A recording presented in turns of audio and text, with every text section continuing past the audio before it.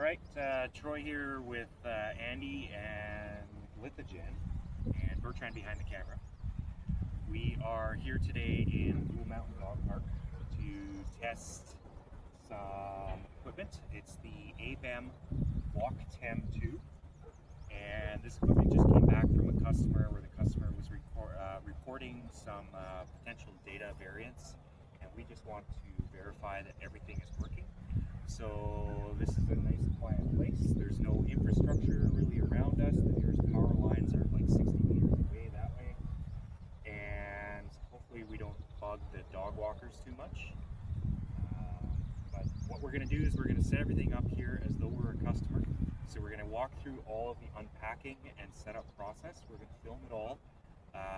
Andy is probably going to be tasked with cutting it afterwards, so hopefully I'm not rambling too much.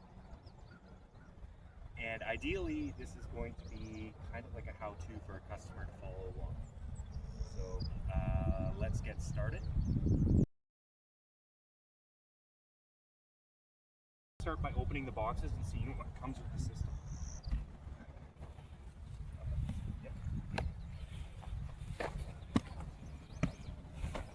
ABEM likes their nice orange boxes.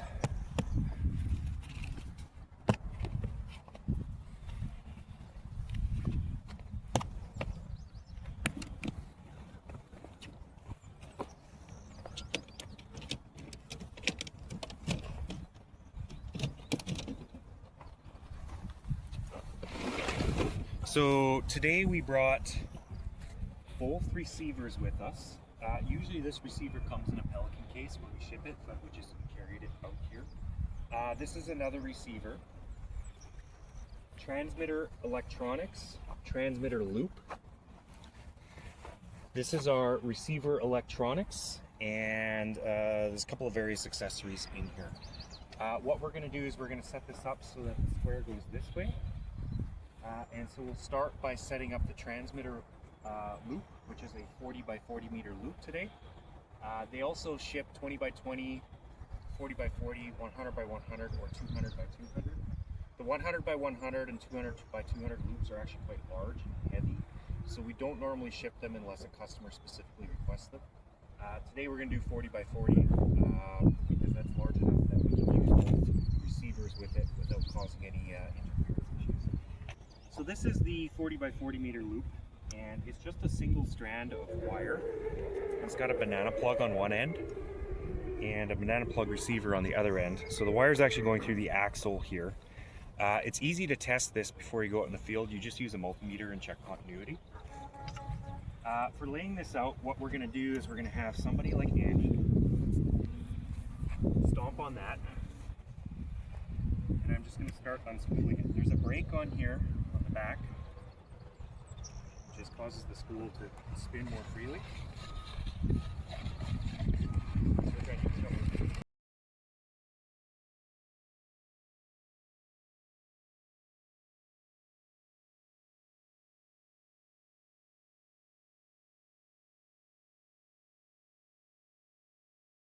Okay, at the corners of the loops, there is a piece of black shrink wrap that's been attached so that we know we've gotten to the 40 meter mark. What sometimes people will do is they'll bring tent pegs and they'll use a tent peg to peg that down. If you're doing that, use plastic tent pegs. I'm eyeballing this right now. Hey, that's 91 degrees. Thanks, Andy.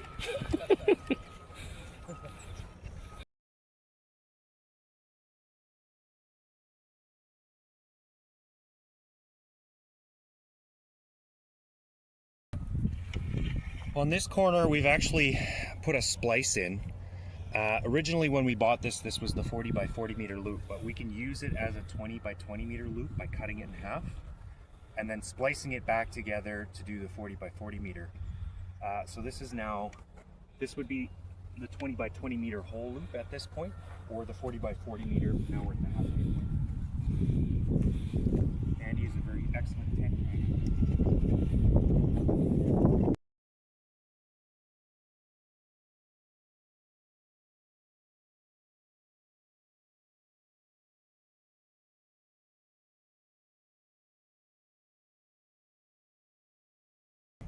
anchor up for the corner again.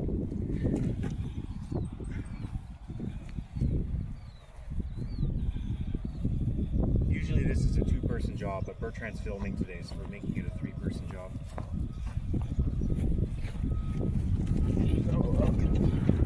And if I did everything correctly with my uncalibrated version 1.0 eyeball, the end of this wire should line up exactly with the start of the loop. But we may need to do some small adjustments.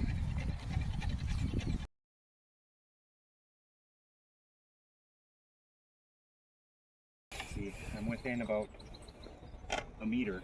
Not bad for the uncalibrated eyeball. What I'm going to do, I'm just going to take our first limb here, flip it over a little bit so that we get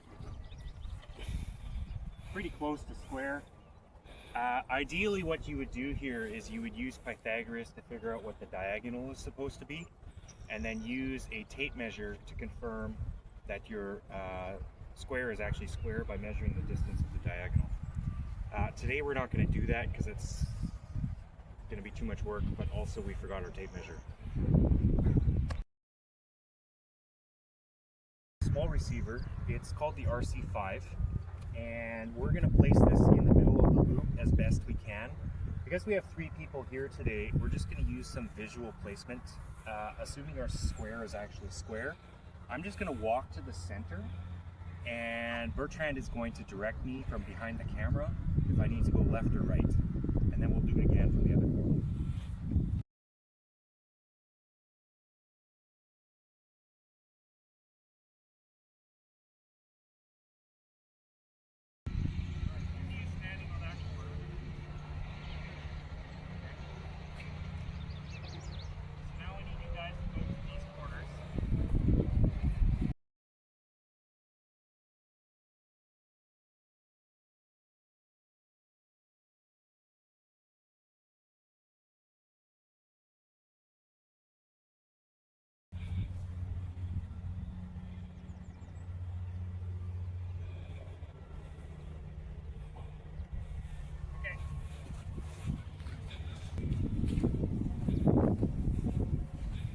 This receiver has a cable, and we're just going to run the cable over to where the electronics are. It's just a hand reel, and the other connector is running through here.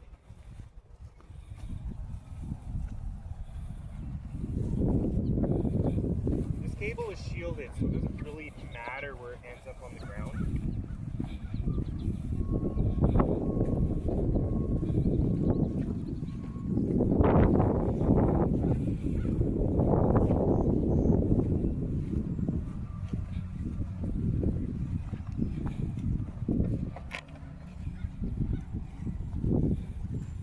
So that's the small receiver, the RC5. Next we're going to do something called the RC200, which is a larger receiver. And now that we have our center point there, because it's a visual marker, it's going to be much easier to lay this one out. Again, if you were doing this in the forest, this would be more complicated. The spool has a brake on it, and we usually ship it with this Velcro protector around it. Essentially, this is a loop that's pre-formed as a loop. This is the far corner, so I'm going to take this out to that far corner. Then we're going to try to square it off so that that receiver is in the middle. So I'm going to go like this. And Andy, can you come with me?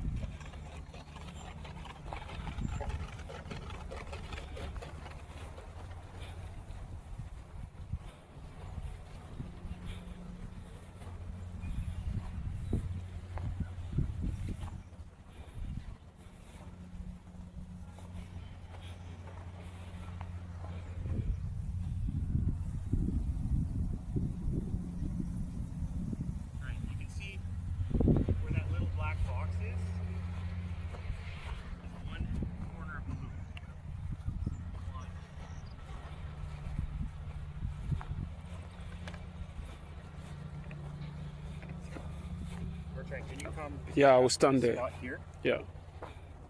And then Andy and I are going to go to these corners.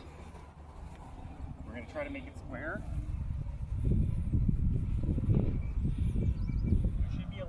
rubber on the corner. We bring it that way. So we need to go that way? Okay.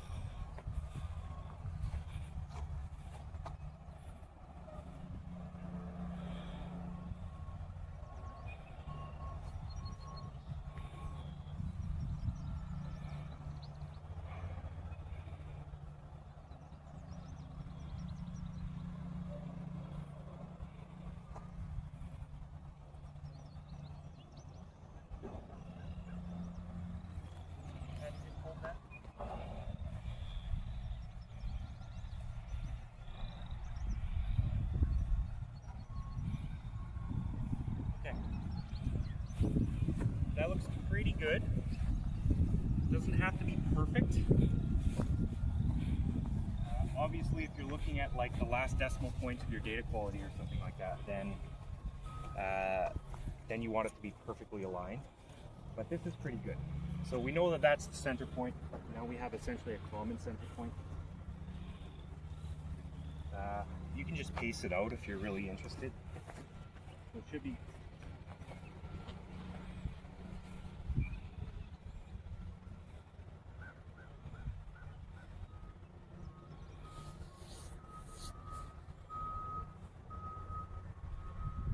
Like it's within 15 centimeters.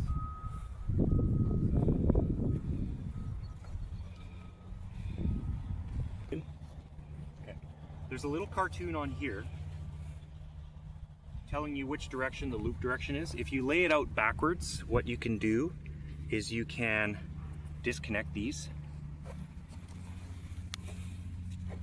and just fix it.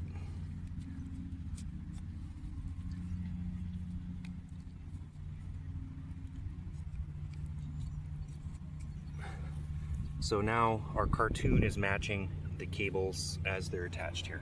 Because essentially there's a top direction and a bottom direction of this loop. The system is usually smart enough to figure out that you've got your loop backwards and the data will still be okay. But for best practices, matching the diagram is good. Likewise over here with this one. This one has a top and a bottom. And you can tell which one's the top and the bottom based on how the screws are here. If the screws are facing the sky, you've got it upside down. And if the screws are facing the ground, you've got it correct. So the next thing we're going to do is set up our transmitter. The transmitter consists of three things. It consists of a power cable that goes to a battery or a set of batteries. If you're doing a large loop or want to see really deep, sometimes you will actually put several batteries in series, in which case we have jumpers to put like 2 batteries in series so you can get to 24 volts. Today for this demo and test, we're only using 12 volts.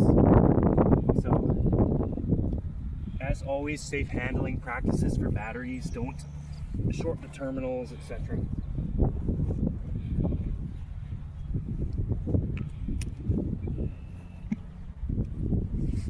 Transmitter electronics here, and there's actually a step-by-step guide to set up here on the side of the transmitter. We're not necessarily strictly following that in this video, but we're fairly close.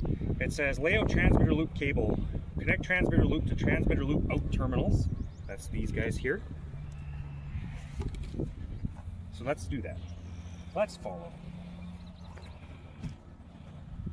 Okay. Transmitter loop cable is connected. We have a little jumper here, which, if you look, has banana plug receiver here and spade terminals here, and then spade terminals on the other side. On the transmitter here, we're just going to put these spade terminals in.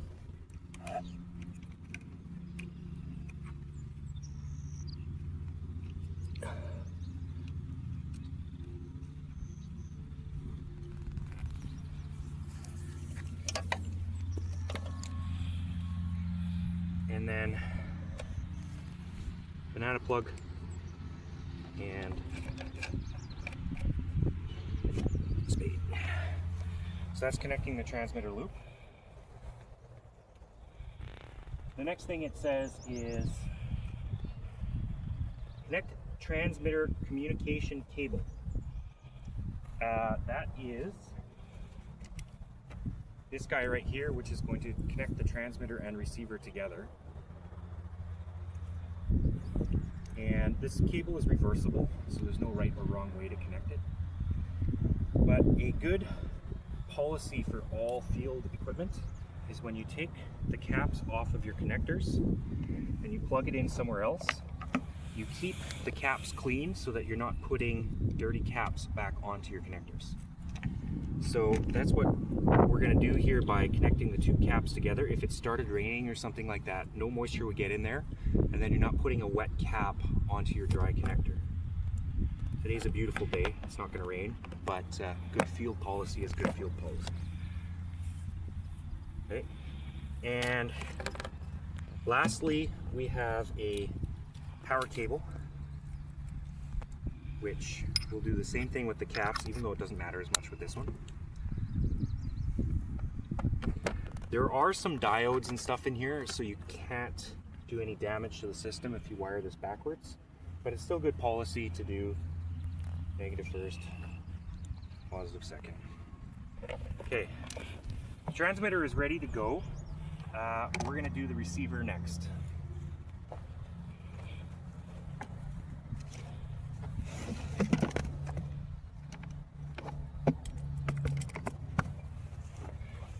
This is the receiver. First thing we're going to check is, are there any batteries in here? There are two batteries in here. They will have battery status buttons, and hard to see in the sun. It's 3 green LEDs that are lighting up. You won't be able to see that on the video. So they're 3/4 good enough to use. Technically these days, shipping regulations say that lithium-ion batteries should be shipped at 50%. I usually try to give them a little bit of charge so that when you arrive in the field, you can start surveying right away. There's a couple of connectors on here. First one of interest is transmitter communication. So that's that cable on the transmitter that we are going to connect here. There is also receiver A, channel A, and receiver channel B. There is the option of using the external power cable, the same power cable that the transmitter is using. Usually I recommend doing this on a second battery, and only if your lithium-ion batteries are dead. You don't want to run off the same battery that the transmitter is running off of. Just from a data quality perspective, that transmitter, when it's switching on and off, is putting a big load on that battery, and so the voltage on that battery is going to be swinging quite a bit. Whereas if you just have a battery on the receiver by itself, it will be quite a flat voltage. Okay, so we're going to put this down. I'm going to space this just a little short ways away from the transmitter, and that's to keep the electronics noise between the two of them at a minimum.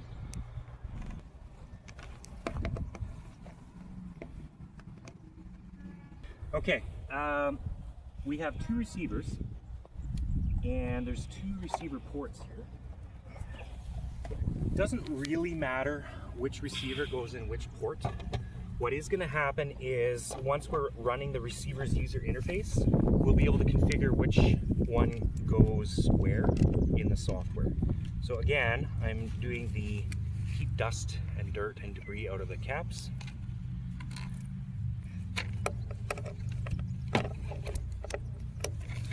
Sorry, Bertrand, blocked your video shot there. And usually I leave this one attached to that reel. We can do this. Hi, pup. We have an inspector. Come on.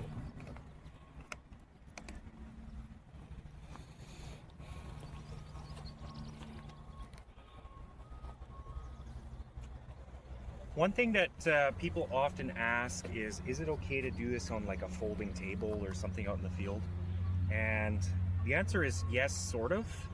But what some people worry about is that the metal in the legs of the folding table will actually interfere with the receiver as the receiver's operating.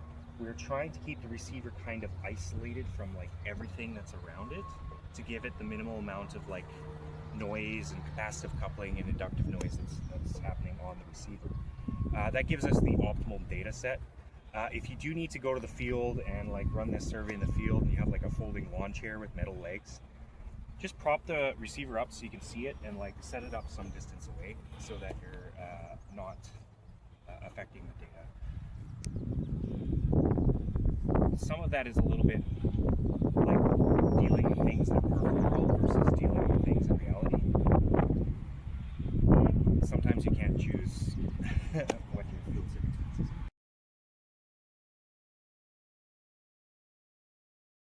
are. Okay.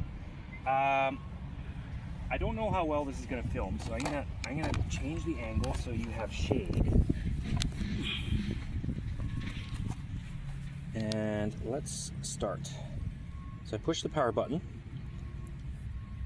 push and hold for half a second or so, and this light's going to turn on.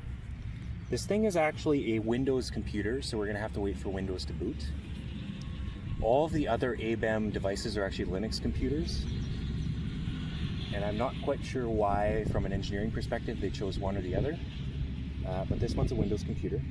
There are some USB ports on the side here, and like most Windows computers, it's much easier to use with a keyboard and mouse.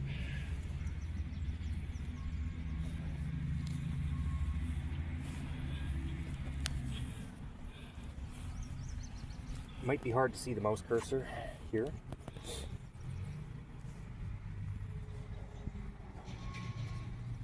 But yeah, okay. White cursor on black background. Is that filming okay? Can you see it on the screen? Yeah. Okay.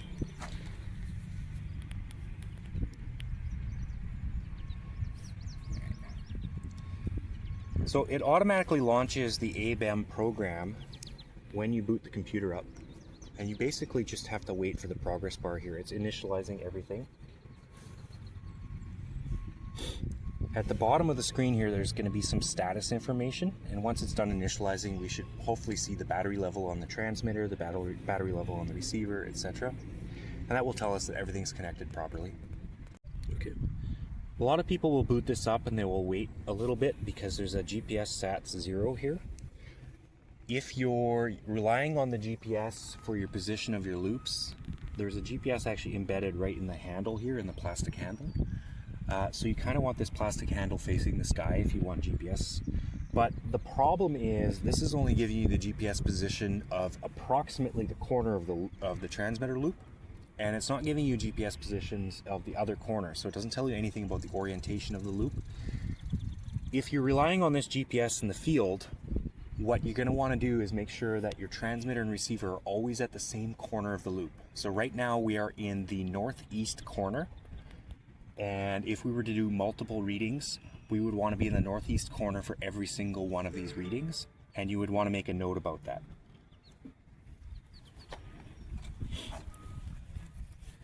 Okay, we're going to operate today in the Lithogen test project. We're going to use some default configuration options here, and we're going to be using the 40 by 40 meter loop. We need to confirm which coil is attached to which port here. What does that port say on it? Okay, so port A is to the bigger loop. Okay. And then port B is the receiver. The smaller one. Yep. Okay. And they're currently in the Z configuration. Z configuration means they're lying flat on the ground. You can do other configurations that are more advanced than what we're going to demonstrate today. You can also show the offset in meters from the center of the loop. There is a help button here which gives you what those directions are. Today we're going to use 00 because we're all centered in the same spot. There is something here called a damping resistor, and if you've ever used other TEM systems, and I'm just going to show you my Geonics hat here. Geonics, may they rest in peace. Used to have a manual damping resistor selection mode.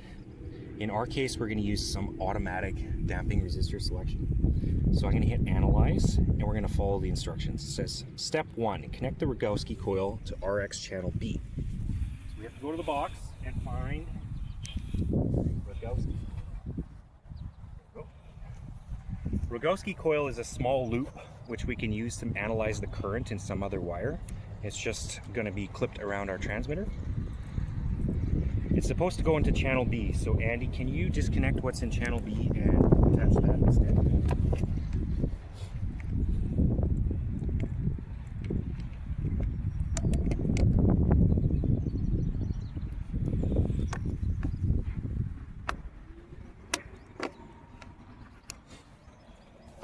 Okay, so now this has to go around the transmitter loop somewhere.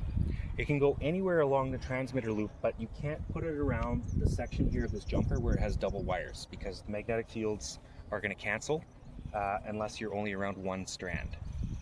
So I'm actually going to cheat a little bit. We are too far away.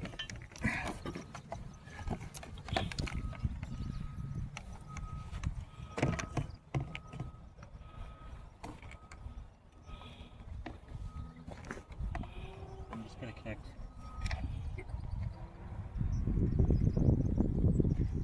Okay, now we're going to go back to the screen and we're going to press OK. So we followed the instructions here. We put the coil around the TX loop and press OK. This process here is going to take about 10 minutes. What we're going to do is we're going to film this and we're going to fast forward it.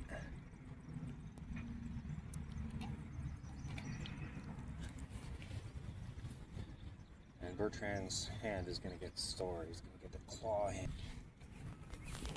Okay, so we measured all of the resistors, and this is the little dialog box that comes up. It says waveforms have all been measured.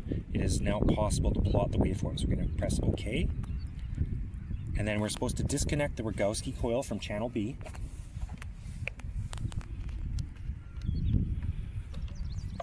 And reattach the receiver.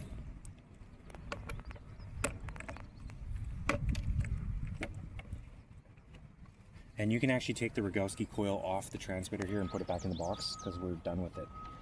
Usually you do this once per field site. Like once you've chosen a damping resistor, you don't do it again at each reading. Unless you're changing geological circumstances. Is that a property of the field, or is that a property of the loop?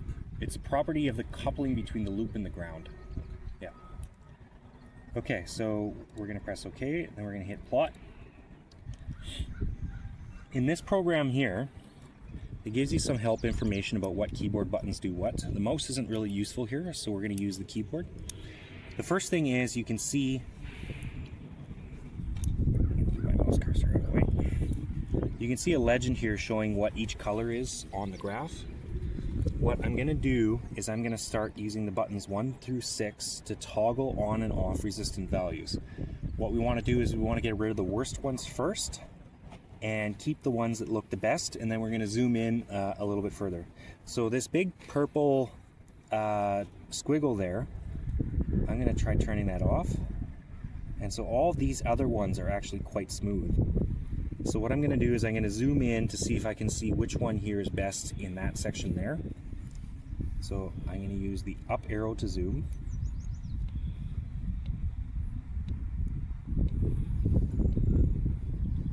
And then you can hit the shift button to toggle pan.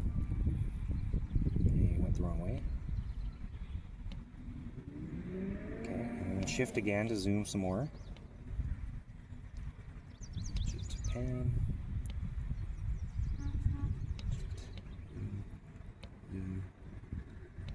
Okay, we're on maximum zoom now. It's kind of hard to see probably on the phone in the video, but there's a little ripple in a couple of these. And what we're trying to do is pick the one with the least amount of ripple in it, as also the one that settles to the line earliest. So I'm going to start by toggling some of these off. So this is 167. I'm going to take my sunglasses off so I can see better.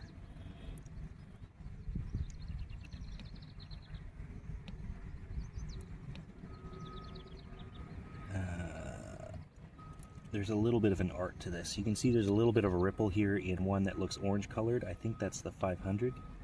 Okay, and now you can see, I think,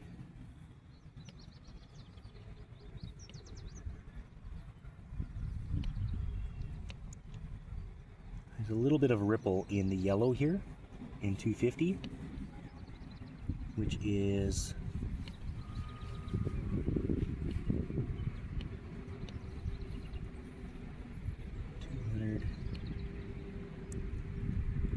200 also, you can see a little bit of a ripple in there, but we're trying to choose the best one, the one with the least amount of ripple. And there's a little bit of an art to this. I think 200 is our best one here. 200 or 333 are both kind of. Actually, 333 probably looks good, the best. So we're just gonna remember this. We're gonna hit escape. We're going to go back to the menu here and we're going to choose 333. In this site there was a lot of choices that would have answered the question well. Now we're going to go to measurement and we're going to hit start and it will start recording. Give it a few seconds here. We're going to see a status bar here, progress, and we're going to start seeing information up at the top. So the first thing it does is it reads noise. Basically it reads with the transmitter turned off. It gives us an idea of how much noise there is in the background.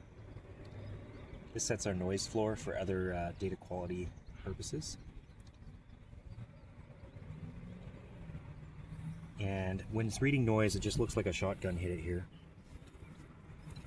But that's actually our noise floor, which is useful. This is a real reading.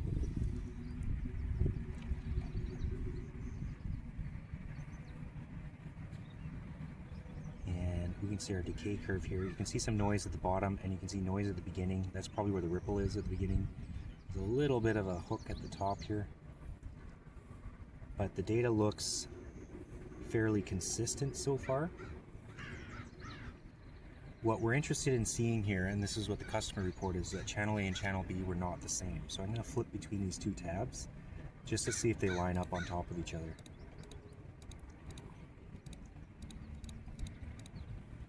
At first glance, it looks pretty good.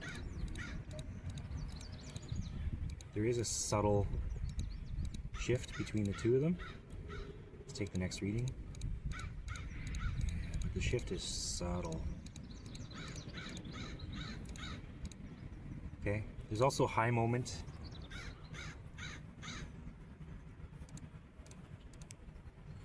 Oh, we're only recording high moment. We should have recorded high moment and low moment. There'd be two extra tabs here if we had the low moment turned on. We'll repeat this test afterwards with with this set to the protocol that has high moment, low moment. It'll say dual moment at the front instead of just high moment. We have 8 minutes left. We're going to pause the video here and we're going to come back when the recording is done, and then we'll start the dual moment one as well.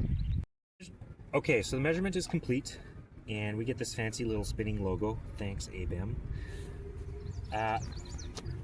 What I'm going to do is I'm just going to do some post-processing here, and then I'm going to repeat the process with a different protocol. So on the post-processing tab, we have station number 1 under Lithogen. This is the station we just collected. If you right-click on it, you can choose Model Data. And this is going to launch a limited version of the SPIA TEM software that's designed just to be loaded on this computer. And I suspect that's why this thing is running Windows, because SPIA is a Windows program. So we're going to hit Run Inversion. And we're going to watch a progress bar here for a couple of minutes. So it's going inverting model for depth of investigation. And there's going to be a progress bar here. It's going to take probably about 5 minutes. So we're going to pause the video again and we're going to look at the results.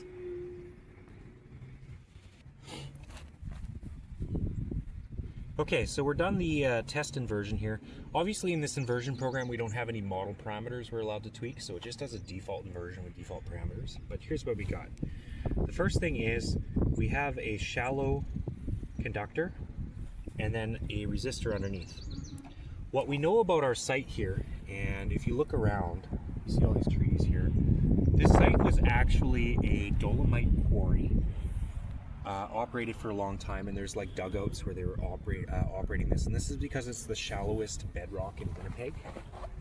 And this resistor that we're seeing here, this first resistor, is very likely the dolomite. That's the first layer. And then we see a conductor underneath. So I got this backwards. This is conductor. This is resistor. So this is probably the dolomite right at the surface here. We have a conductor underneath right here, this finger coming to the left. It's not a strong conductor, but it's very likely something like a shale or a water-bearing bedrock layer. And then we have a strong resistor. So this is bedrock or something like that for a while. And it's probably dolostone or limestone sedimentary materials. And then there's a very, very strong conductor at about between 150 and 200 meters. This is very likely a aquifer that is salt bearing to get that level of conductivity. And in fact, there's a lot of issues here where if you're drilling water wells, you have to get special licenses, because if you punch through the saltwater aquifer and release that salt water into the freshwater aquifers, you can contaminate your freshwater aquifers. So a lot of people, they'll check their maps and stuff and they won't drill through it for that reason. They'll always keep their water wells above that. So it looks like good data. I'm just going to go to data view here, and there's just one other way to look at this data, and this is to look at curves like this. And the two curves are stacked right on top of each other, which is what we want to see. The customer that was reporting issues was reporting that these two curves were offset by some amount. So there was the second curve was not landing on top of the first one. We suspect that it's something like they didn't have the two receiver loops centered properly, so they weren't getting the same data set. I'm going to hit exit here, and I'm going to go back to configuration, and I'm going to change this to dual moment, and I'm going to use maximum number of gates, and I'm just going to restart our measurement to get a second data set, so we also have high moment and low moment. What that means is you're using a square wave with maximum power, and then you're using a square wave with smaller power. The reason you use a smaller power square wave is it stops sloshing afterwards, and you can read on the earlier time moments with a smaller square wave than you can with a very large high power square wave. So the dual moment will give you more information about the near surface, and we'll see if that inversion looks a little bit different on the near surface side. Okay, we're done with the dual moment reading. You can see in the dual moment reading we have more tabs at the top, because now we have channel A low moment, channel A high moment. And they're a little bit different, but that's pretty typical of high moment, low moment, because the shutoff time is earlier, so that's fine. I'm going to go to post-processing. You can see station 2 here now, and I'm just going to go model data. What we're interested in seeing is if we have an increase in resolution in the near surface model. So all these curves actually look pretty good. I'm going to go run inversion, and we're going to wait for a couple minutes for the inversion to complete.